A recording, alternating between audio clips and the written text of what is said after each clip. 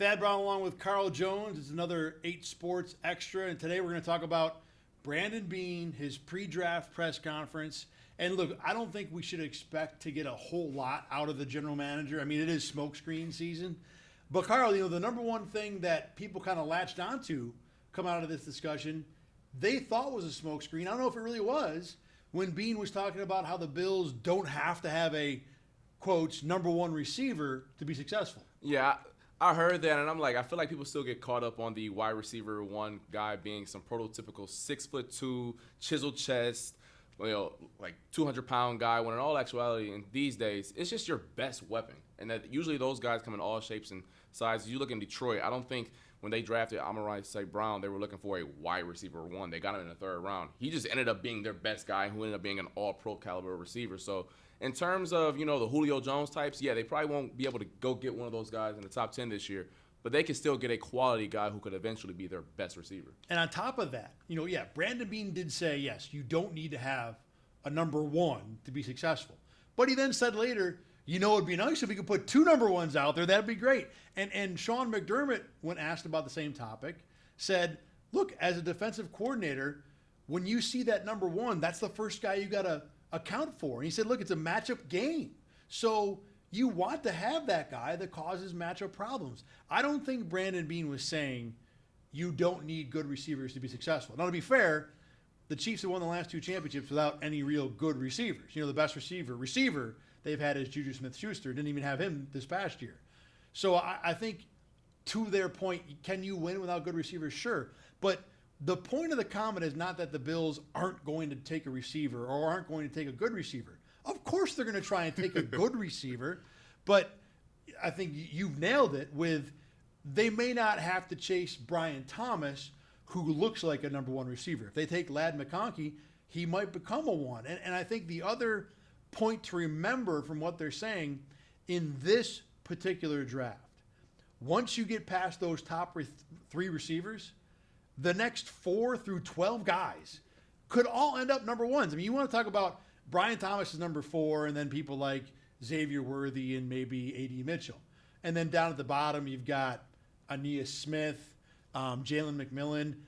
All these guys have the capability to be a number one. So I don't think what Brandon Beane said on Thursday changes my opinion one bit about what the Bills are doing at receiver. No, I didn't. Once again, I didn't bat an eye, but I did like what Sean McDermott said about, from a defensive coordinator perspective, what a wide receiver one does.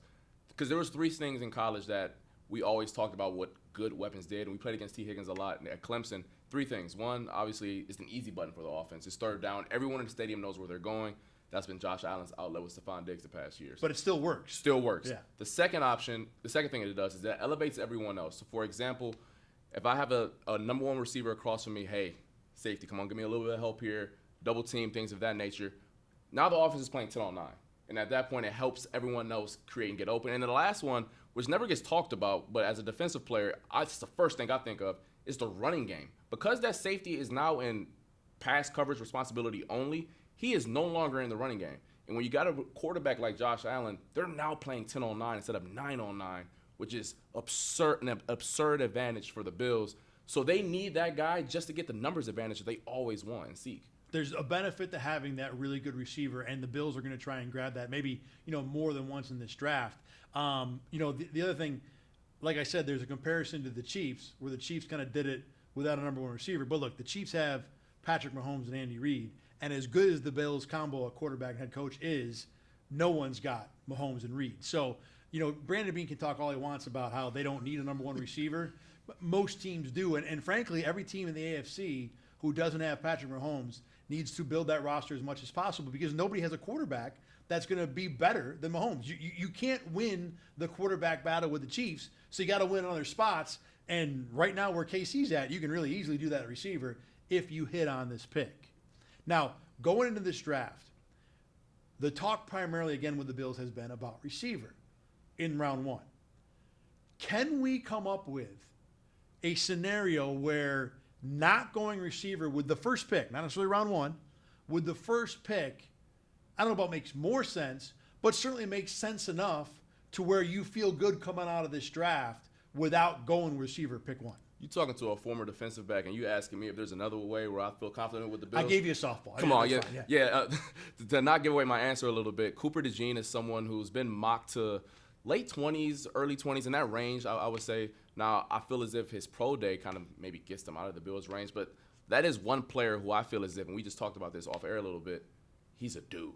Mm-hmm. And I know he has the CB cornerback tag listed next to him, but I really think if he transitions back to play safety, that's a dude who's going to be playing in the league for a very, very long time. He's athletic as all get out. Go watch his high school basketball tape. He's doing windmills, 360s, dunking on everyone, and I'm like, what was this like? Like, what kind of like remarkable? He's a punt returner, so he show you that he has the playmaking chops as well. That's somebody who if he's there at 28. I know you say BPA versus need, best player available versus need. I think he's much better than any receiver they can get at 28. And it's not just him. I'm totally with you on DeJean, by the way. I mean, digging into him, he screams 10-year safety.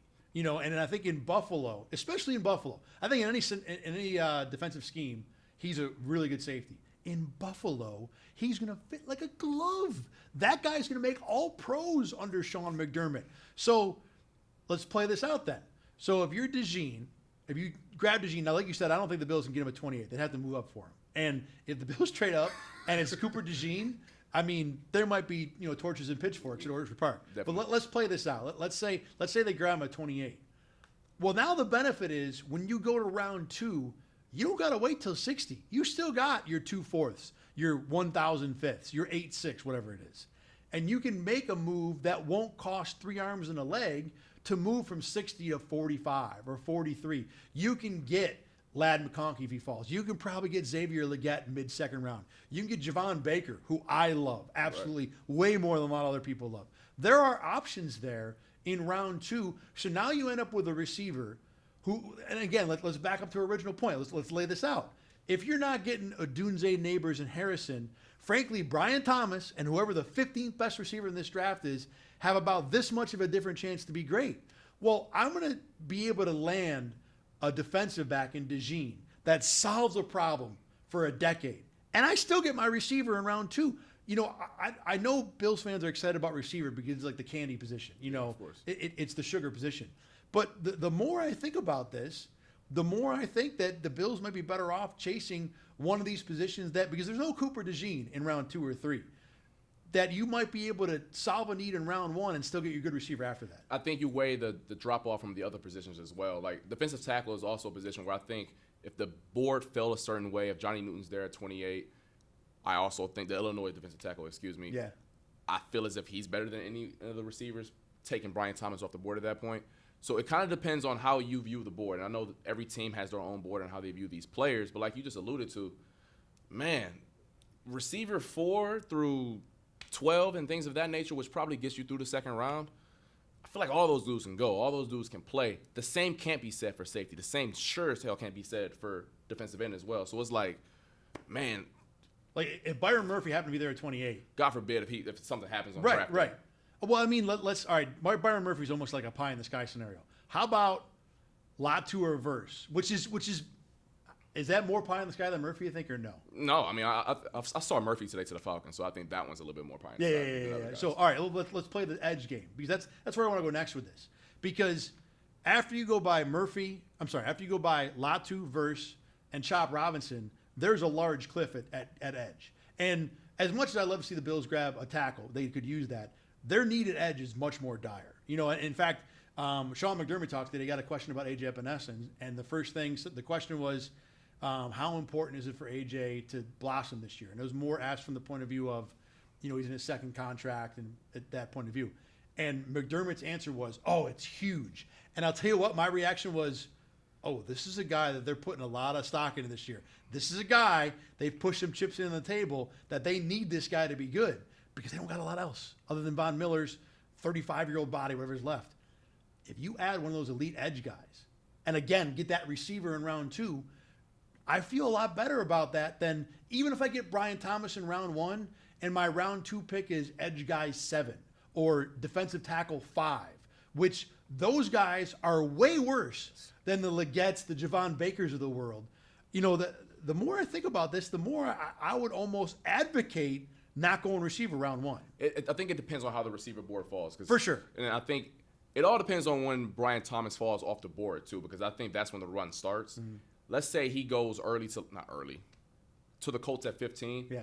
That's a scenario where the receivers might start going earlier, where the Jags, Bengals, I heard the Rams are maybe interested in a receiver. They as could well. do it, yeah. I mean, because they're Puka and Koopa Cup right now, Yes. and that's about it. So you're good for this year, but if you want to grab a guy, this would be a good year for it. So if Brian Thomas goes that early, your A.D. Mitchells, your other receivers, Lam McConkey, whoever the case may be, they might go get pushed up the board to where some of those defensive guys will trickle back a little bit.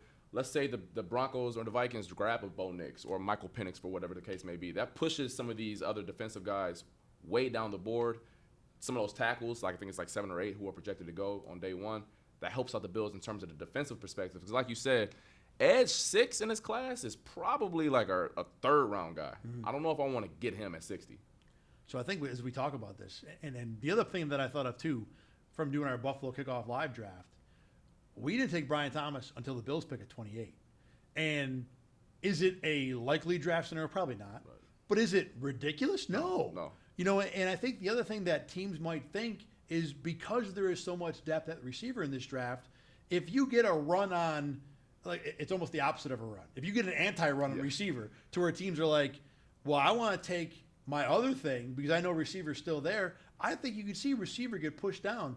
And I think really the best play for the Bills isn't what I've felt maybe for weeks, which is be aggressive at receiver. I think the best play is to kind of see how the first 18 picks play out and kind of ride it off of that. Man, it'd be cool to see Rome Odunze in Buffalo, though. Oh, my Lord. It would be so For cool. sure. I know. It would be so I cool know. to watch. I think I know. the other two I've kind of like crossed off the list. Well, to that point, let's bring up one other thing quick before we get done here.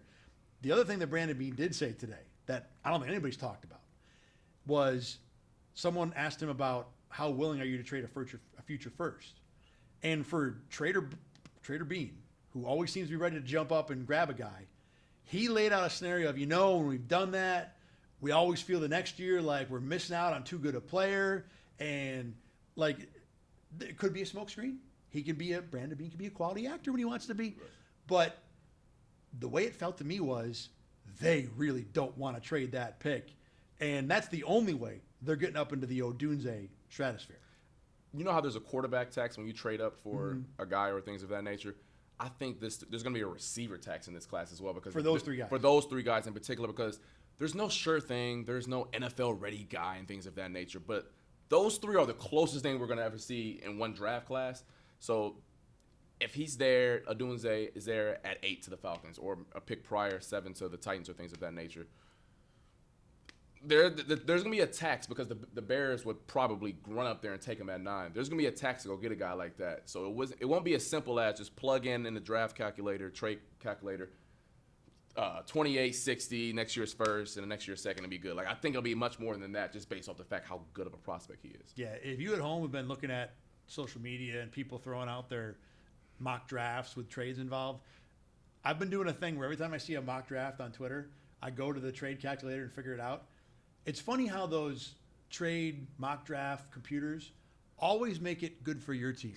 Whatever your team is, man, that trade, you're always going to get a few extra points. If the trade calculator is going to be off by 25 points, it's always for your team. And for all the Bills people I follow, I can't tell you, the percentage of Bills trades that are good for the Bills is like 105%. I mean, it's just ridiculous. The trade scenario to get up to 10 is probably going to be more than what you think it's going to be. And I think, now look, I'd be on board if the Bills do it, but I think it's more than the Bills are going to want to pay. Yeah, I don't think Beane will want to mortgage the future that much because you're basically saying this guy can't get injured. He has to be 100% success. Which, hey, if he turns into Julio Jones, you are the smartest guy since sliced bread. But if it doesn't work out, you wasted a first-round pick in Josh Allen's prime. And Brandon Beane just did that with Von Miller, and it blew up in his face. Not for a trade or a draft pick, but in terms of a free agent contract. All right, we've got one more week left of the draft. This will not be the last time you see me and Carl talking to you in some way, shape, or form. Remember, you can always find 8 Sports Extra items at RochesterFirst.com. Click on the Sports tab. 8 Sports Extra is right underneath there. Very easy to find. We're also on YouTube on the News 8 page. For Carl Jones, I'm Thad Brown. Thanks for watching. We'll see you next time.